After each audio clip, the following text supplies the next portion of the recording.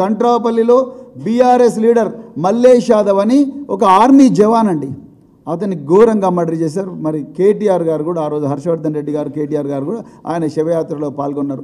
కనీసం ఆర్మీ జవాను, దేశాన్ని రక్షించే ఆర్మీ జవాను ప్రాణాలకు కూడా, వాలంటరీగా రిటైర్ అయిన ఆర్మీ జవాను ప్రాణాలకు కూడా రక్షణ లేని పరిస్థితి కాంగ్రెస్ ప్రభుత్వంలో. అదేవిధంగా పాన్గల్ ఎంపీపీ శ్రీధర్ రెడ్డి గారిని ఆయనను అటాక్ చేశారు, ఆయన మీద డీజిల్ పోసారు. అదేవిధంగా మరి జొన్నలబొగుడ అనే గ్రామంలో సర్పంచ్ రవినాయక్ ఇంటిని దాడి చేశారు. అదేవిధంగా సాదాపూర్ గ్రామంలో బీఆర్ఎస్ లీడర్ గుజ్జుల పరమేష్ అనే వ్యక్తి ఇంటిని అటాక్ చేశారు. అదేవిధంగా అటాక్ చేయడమే కాదు, వాళ్ళ బ్రదర్కు పోలీసు కానిస్టేబుల్ ఉద్యోగం వస్తే వీడికి ఉద్యోగం రాకూడదని, మంత్రి ఆదేశాలతోనే ఉద్యోగం రాకూడదని చెప్పి ఆయన పేరు కూడా ఎఫ్ఐఆర్లో ఇరికించారు. అసలు మీదేనా ప్రజాపాలన అంటే?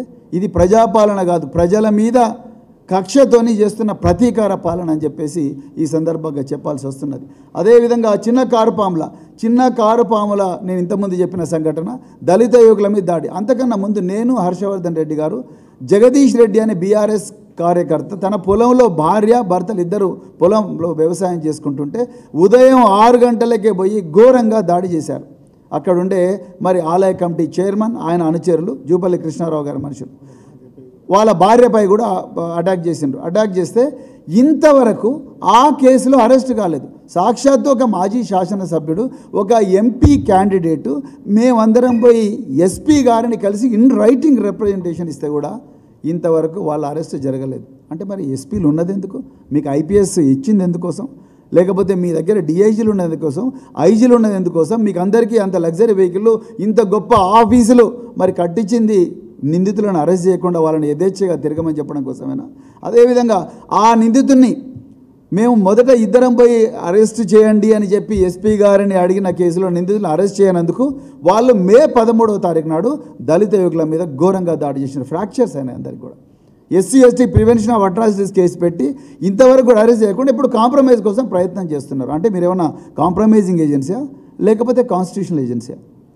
సో అదేవిధంగా మరి కుడికిల్ల గ్రామంలో బీఆర్ఎస్ కార్యకర్త డీజే మూర్తిని ఘోరంగా కొట్టారు. దాని మీద కూడా ఇంతవరకు పోలీస్ యాక్షన్ లేదు. అదేవిధంగా కుడికిల్ల గ్రామంలో లక్ష్మణ్ రావు అనే వ్యక్తిని 15 రోజులు దొంగ కేసు పెట్టి జైలుకు పంపించారు. ఆయన కూడా బీఆర్ఎస్ కార్యకర్తనే. అదేవిధంగా కొల్లాపూర్ మండలంలో ఎంత ఘోరం అంటే రామచంద్ర యాదవ్ అని మా పార్టీ నాయకులు, సీనియర్ నాయకులు రామచంద్ర యాదవ్ కొల్లాపూర్ మండలంలో ముక్కిడిబంధం గ్రామంలో ఆయన పొలంలోకి కాంగ్రెస్ నాయకులు పోయి ఆయనను కొట్టి ఆయననే నిందితుడిగా పెట్టి కేసు పెట్టారు. మేము పోయి పోలీస్ స్టేషన్లో అడిగితే కనీసం అప్లికేషన్ కూడా తీసుకుంటలేరు. ఎస్పీ దగ్గరికి వస్తే మేము చూస్తాము అంటాడు. అంటే ఎంత ఘోరం అంటే, చట్టం అంటే జీవించే హక్కు అంటే కేవలం కాంగ్రెస్ కార్యకర్తలకే ఉంటుందా?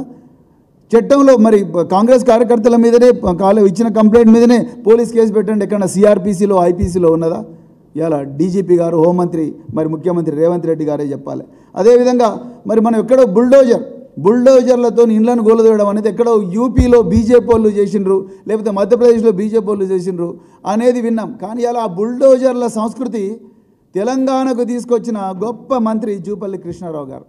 కొల్లాపూర్ పట్టణంలో ఆయనకు పడలేదని, వాళ్ళకు ఓట్లు వేయలేదని చెప్పేసి ఒక చిన్న తగాదలో బుల్డోజర్ పెట్టి ఒక పాస్టర్ ఇల్లు గులగొట్టిన నీచమైన సంస్కృతి ఇలా కాంగ్రెస్ మంత్రి జూపల్లి కృష్ణారావు గారికి ఉన్నది. అదేవిధంగా మరి సింగోటంలో చాలా ఘోరంగా భరత్ అని ఒక బీఆర్ఎస్ లీడర్ని ఘోరంగా కొట్టారు. కనీసం ఆయన ఇచ్చిన కంప్లైంట్ కూడా తీసుకోలేదు. అదేవిధంగా ఎస్ఐ 4 రోజులు కొట్టాడు. అదేవిధంగా చింతపల్లి, ఇదే కొల్లాపూర్ మండలంలో 9 కేసులు బీఆర్ఎస్ నాయకుల మీద పెట్టడం జరిగింది. ఇట్లా ఎక్కడ చూడు ఫేక్ కేసులు పెట్టిస్తున్నారు కృష్ణారావు గారు. పోలీసు వాళ్ళు ఒక్క దగ్గర కూడా మేము ఇచ్చిన కంప్లైంట్ అక్నాలెడ్జ్ చేయడం లేదు. అదేవిధంగా అక్నాలెడ్జ్ చేసిన కంప్లైంట్ ఎఫ్ఐఆర్ అయితే దాంట్లో నిందితులను అరెస్ట్ చేయడం లేదు. ఇంకా ఎంత ఘోరం అంటే నిందితుల మీదనేమో స్టేషన్ బెయిల్ వచ్చే కేసులు పెడుతున్నారు. ఈ గేమ్ మాకు తెలియదు అనుకుంటున్నారా? నేను 26 సంవత్సరాలు మరి ఐపీఎస్ ఆఫీసర్గా పనిచేసిన, ఏ విధంగా చట్టం అనేది పనిచేస్తుంది. ఎక్కడెక్కడైతే గ్రీవియస్ ఇంజరీ ఉందో ఆ గ్రీవియస్ ఇంజరీకి ఏమో 324 ఐపీసీ పెడుతున్నారు. 324 ఐపీఎస్. రండి బాలరాజ్ గారు, రండి ప్లీజ్ కమ్. మా అచ్చంపేట మాజీ ఎమ్మెల్యే మాజీ విప్ డాక్టర్ బాలరాజ్ గారు కూడా వచ్చారు. ఎక్కడైతే గ్రీవెస్ ఇంజరీ ఉన్నదో ఆ గ్రీవెస్ ఇంజరీకి ఏమో మరి 324 ఐపీసీ పెడుతున్నారు పోలీసు వాళ్ళు. ఎందుకు పెడుతున్నారు? బెయిలబుల్ సెక్షన్, బెయిల్ వచ్చేస్తుంది. 41A క్లాస్ 3 క్లాస్ 4 కింద బెయిల్ ఇవ్వచ్చు.